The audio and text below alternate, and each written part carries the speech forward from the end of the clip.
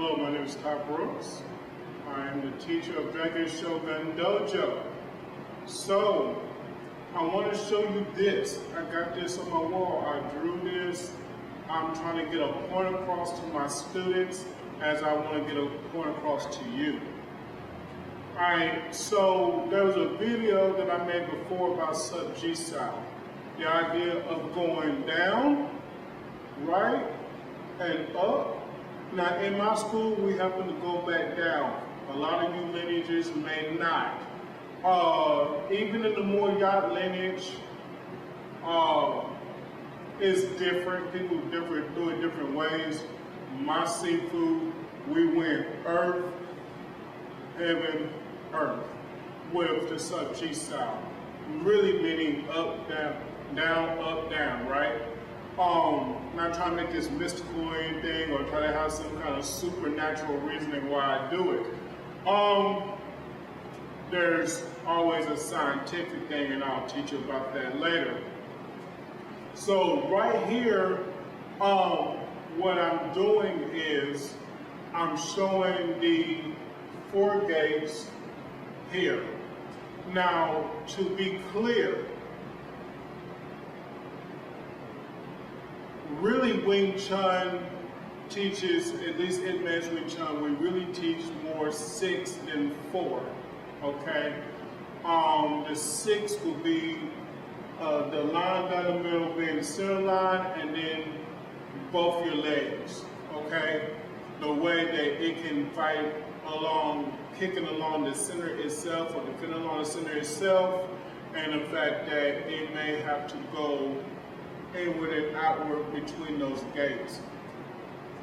But, and that's kind of answering a guy way back named Savi. Savi belongs to Hung Fai Yi Wing Chun, and I guess through his walk through Benny Ming, Moyat, lineage line or whatever, he said naturally he don't ever hear about 6 gates rather than just the 4. So I got my 4 gates here, okay? 4 gates, you can also say 4 quadrants. Sometimes I like to say 4 quadrants because people would think like battleship and things like that. So I take things in the now and I reverse it to where I can talk to people and people can understand me. So it becomes a 4-part body grid. And let me tell you why this is important. I'm trying to get this secret out. I got many secrets that's gonna come to YouTube, Facebook, and all of this. I'm trying to get y'all this knowledge.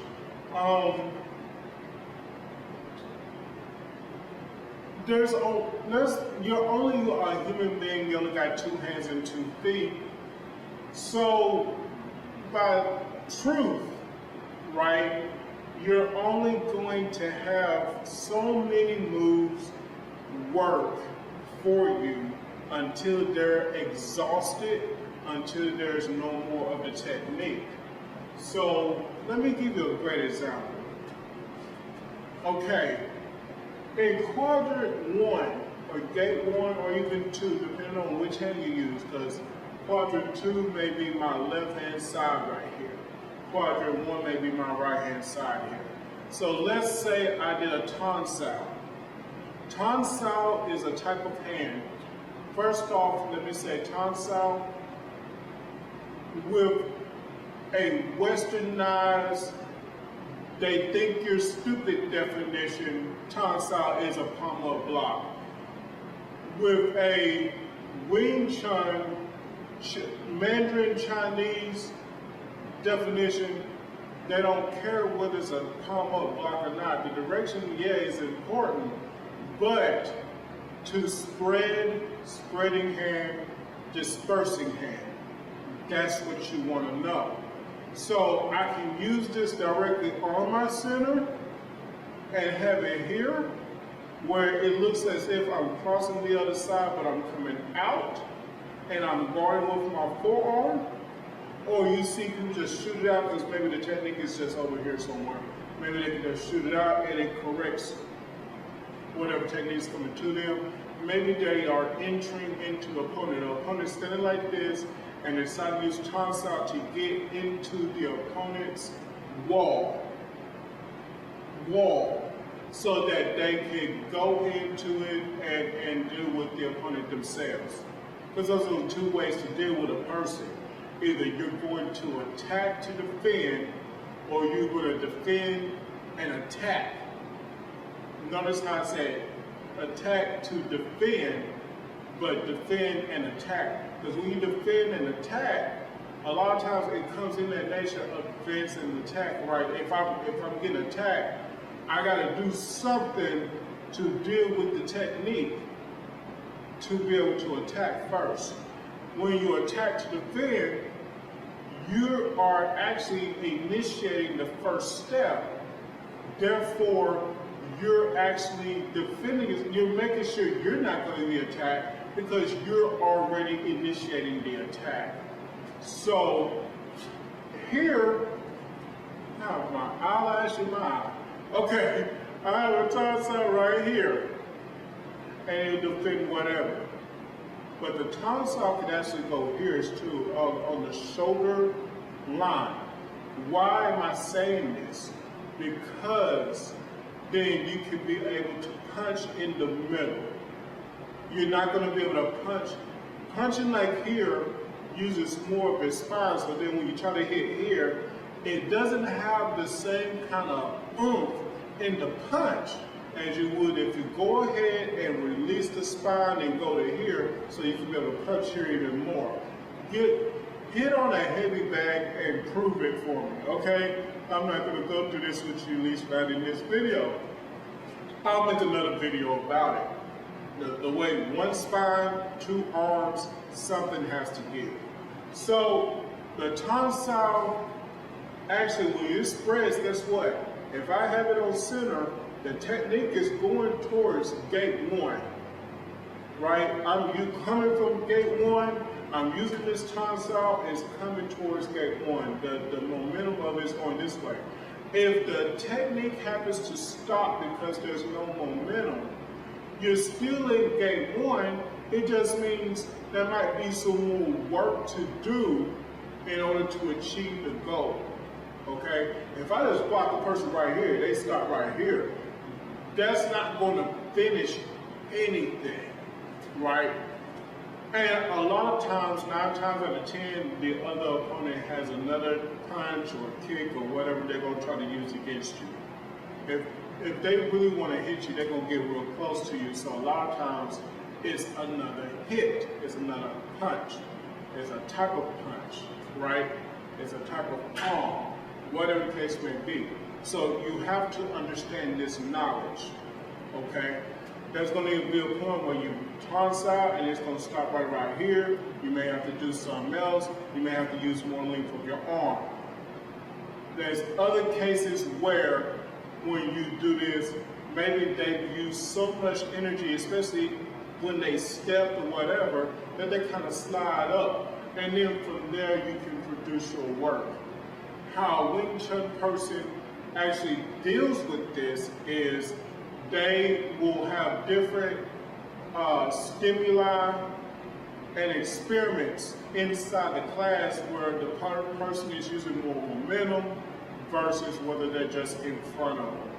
Even with a step, even if it's a step like this, I can stop right here. There doesn't have to be any actual induced momentum in order to prove my point as far as punching. So the other person may have to do more work, or may have to do some feeding. Feeding means I may have to attack them so they will defend, so they're not going to attack them again and clear the way. That's going to be another video coming up. So these quadrants here, you know, there are points where sometimes even the tonsils right here is defending whatever, let me point towards you. But then because it's not enough, maybe I use a poxile, which comes from gate 2 and goes over to gate 1, so I can release this tonsile hand. I can release the tonsile hand, and now whatever was tonsile here can turn into a punch. Does that make sense? I just did a secret right there, and hopefully you caught it, and you will either ask questions about it, or I may not do another video about it. I just did something that you might want to see. So, anyway, I have these quadrants. I have a pop sow that can come from a woo sow and exit and go out. If I do a pop sow right here in the same quadrant, it's not going to do anything. The person will still be able to hit me.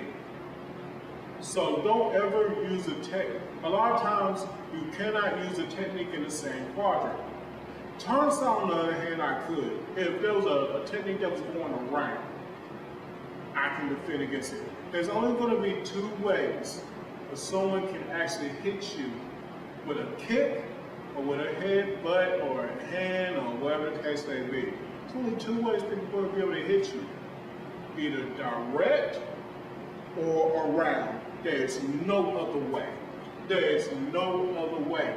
Even if they pick up their leg and do like an axe kick, which goes up and at an angle, it still produces a curve. Because naturally, you're not attacking as you're coming up. A lot of times, you're attacking when you're coming at that angle and going downward. Therefore, there's only two ways to be attacked by another person: a direct or a curve. So, in this particular gait, right, you're going to have techniques like Tansai, which can come from the middle, can go to the shoulder. I can spread the technique out, or I can spread the technique out this way, or I can disperse it and go like this, or I can even turn and shift and it disperses the technique over. That way I can deal with more body type. You want to, the reason why I'm telling you this spread and disperse too, is because if you just do a palm up block that's still in front of you fighting you, you dumb people, okay? And in other cases, you want to fight chum Q neutral. What is chum Q neutral? It's when your opponent's face like this. They may have punch. Maybe you had a Tansai technique. It diverted them this way. So you're fighting with the side of their body on their blind side. When William Chung is talking about the blind side, he's really more or less talking about chum Q neutral. Therefore, you can't, the opponent, which is me, can't hit you like this. If my arm is still like this, I'm gonna have to turn and still hit, and it's too late. I'm done. My fight skills are done. So chum Q neutral, BG neutral, these are places where our opponent cannot fight back. Sunum down neutral is just in front. That means you have to do a technique that will create chum Q neutral, that turn, or a way that someone can't fight back. And that's why a lot of Sunum down players have to trap. Because if they don't trap, what's going to happen is they're going to get hit. So if they don't use a technique that creates that angle, that 45 or even a 90, then they're in trouble. Understand that, right? There's also a difference between blocking a wrist area in forearm and blocking the elbow, and even getting past the elbow towards the back of it. There's a reason. And you use that in your combat to make sure you have the upper hand, not the opponent. So now that I said that, there is the pop side going across to quadrant one. If I have the pop side in quadrant one going across to quadrant two, it doesn't matter. The whole point is, check this out. Notice that in those worlds, those techniques dominate. If I did a Tansai way down here, it's not going to produce the purpose. The only way it produces the purpose, it has to be more middle. Notice there's a line here going this way, there's a line going this way. So in sub G style, right here, if I did a Tansai here, techniques in this that goes against this kind of range will work, okay? Techniques any lower than that, it's not going to work. You're not going to block anything. You're going to get hit. my goal is to when I teach is for people not to get hit. You know, that's rule number one in my house. Okay, don't get hit. How do we not get hit? We understand that we're putting our hands in different places to often yield or evade the technique that's given to us. Okay, so also in my school we use more than just Wing Chun.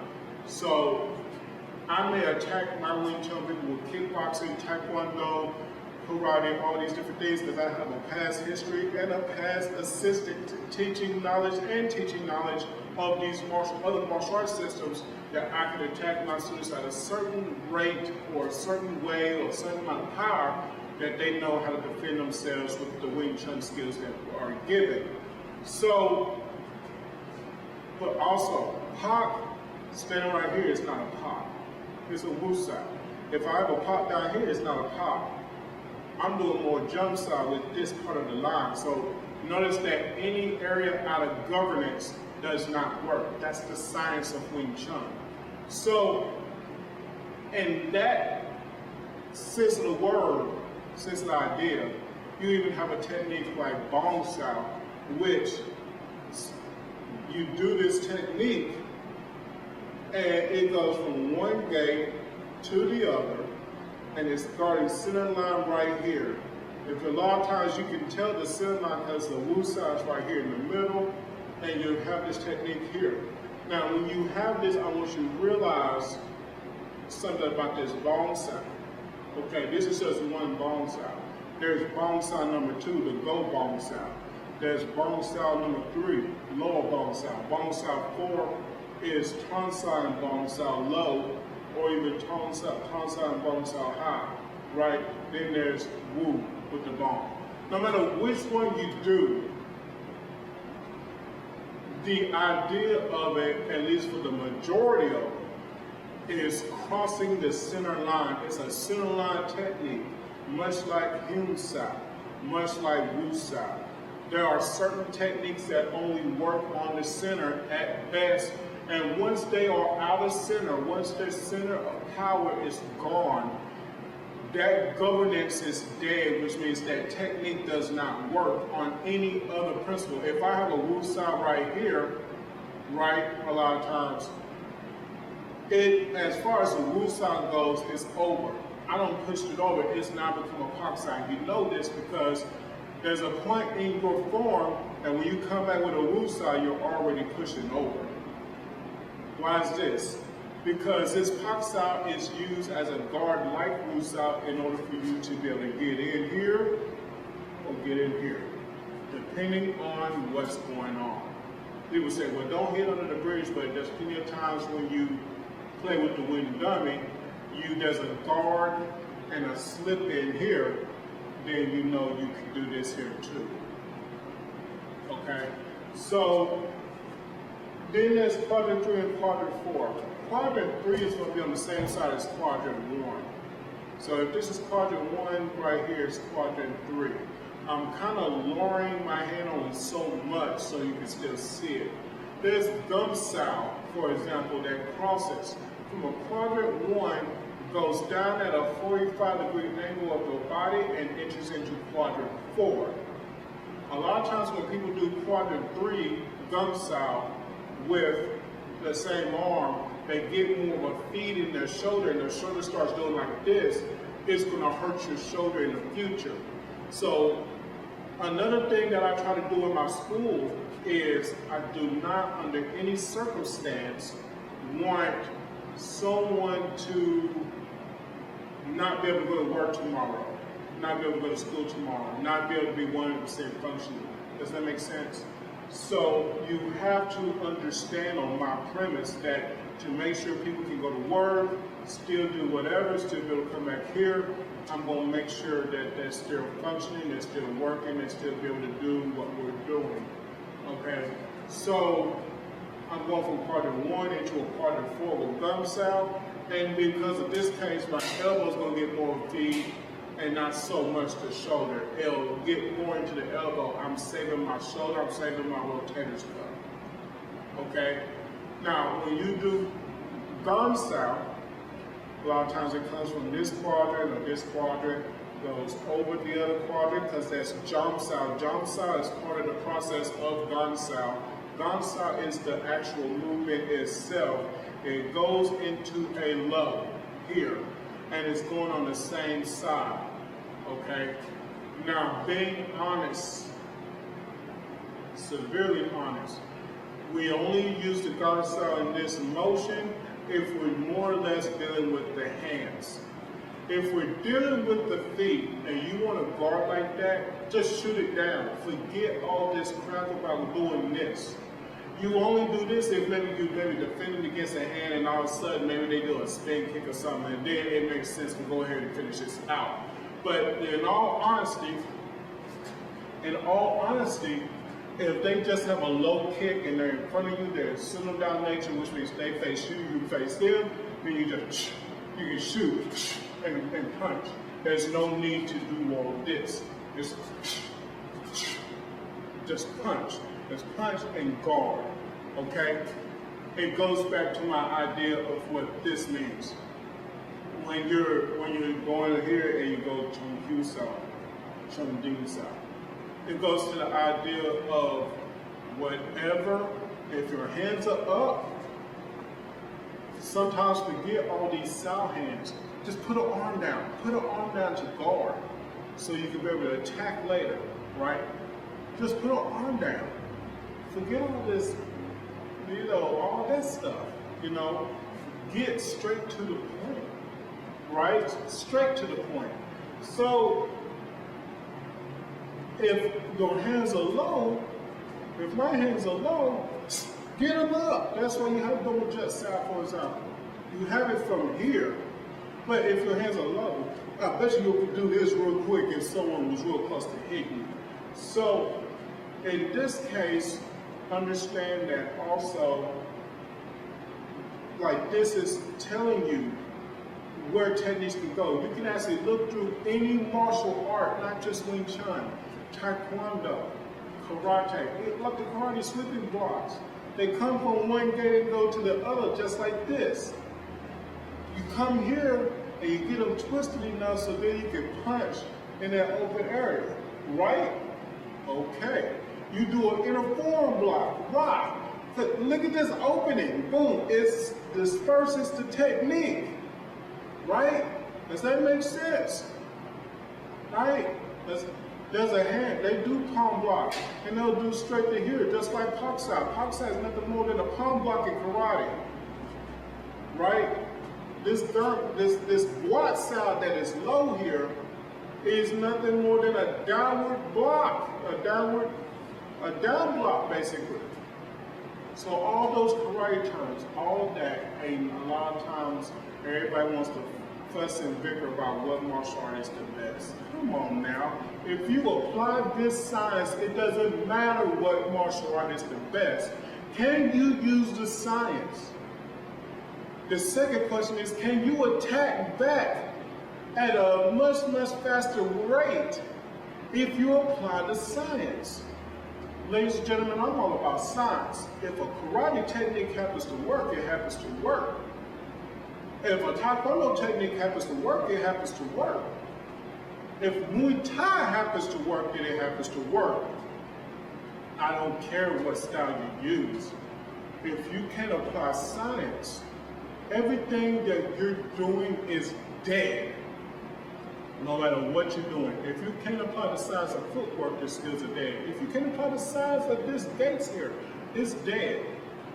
Last thing I'm going to add, and I'm going to cut this out because I've been talking long enough.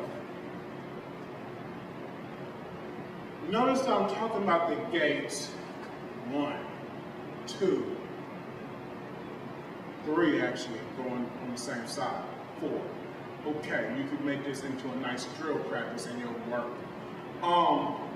The next thing I really want you to understand is the double pane window. 4 times 2 is 8. I got this on the bottom here if you can't see it. 4 times 2 is 8. What do I mean by that?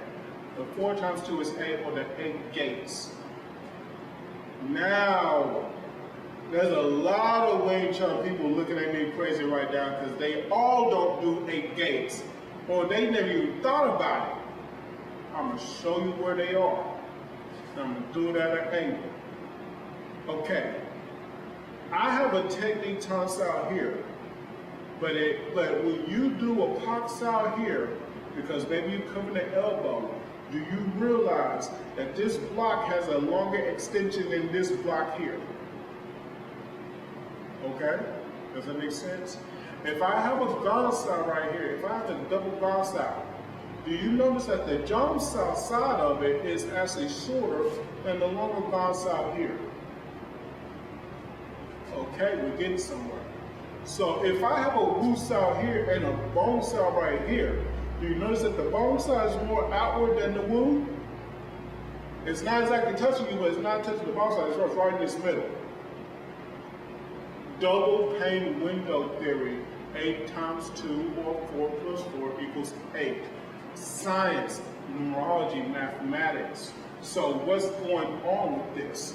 So I have a hand here, and I'm going to defend, you know, it's like the Marines, Air Force, all these different things. Right here is my Wu style. If something happens, and this hand is getting trapped or taken away or something, I at least have this hand here to replicate the problem, right before it hits homeland. This is Army, Coast Guard, police, all these different people, right? Then you have everybody else out here. This is going to be your first line of defense. This is going to be your second. That's what it is, whether you like it or not. So, in that knowledge, people, right, you can have a Tan style here and a punch here, right?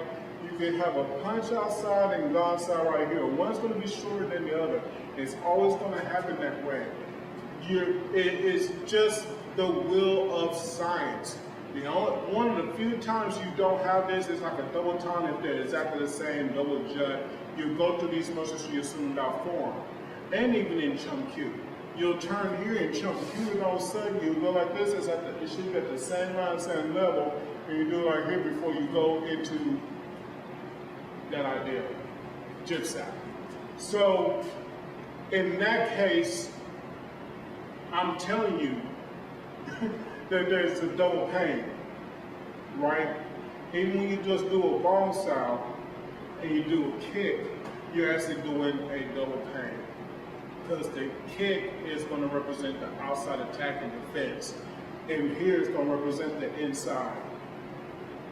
Does that make sense? The double pain. So, by technicality, you have 8 gates. What I like to call the 9th gate a lot of times, when I slip that in, 9th gate movie, right, is when I explain the fact that when things on the center line itself is the actual 9th gate. You know, I'll tell people that. I used to tell people that a lot. I don't use it much anymore because I'm trying to build more of the theory and the science behind it and explain that better. And then when I make a video about it, I'll explain that, right? But if you have double line, if you have a center line right here, it's not going to work in defense because you now have gates 1, 2, 3, 4 open for attack already. If you just leave your hands here, a lot of times, a lot of you are not ready to do anything else that you already got hit. So you might want to have a chance of doing a low and a high, a low and a high, maybe an in and an out, right? You have a technique on this side. If something happens, you can guard up, view, and this bone becomes a punch. You can do all these different things, but you want to make sure, if this is all you've been doing all your time, remember you have gum style, you have block style, you have ton style, you have park style, you have all these different hands that you can set your hands however way you want, right? And then in this case, and know why they're set that way. Not just do it because you see a movie.